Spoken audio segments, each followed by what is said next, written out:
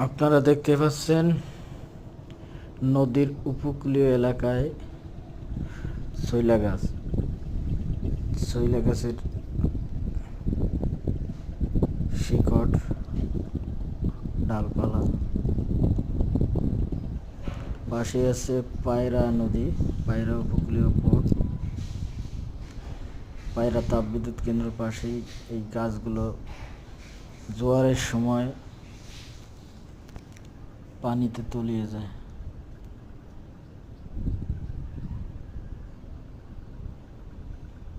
এই গাছগুলোই পর্যায়ক্রমে আস্তে আস্তে বড় হয়ে বৃদ্ধি পায়।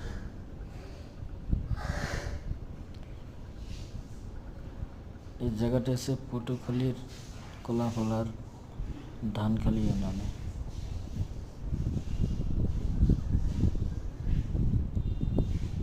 পায়রা তাপবিদ্যুৎ কেন্দ্র।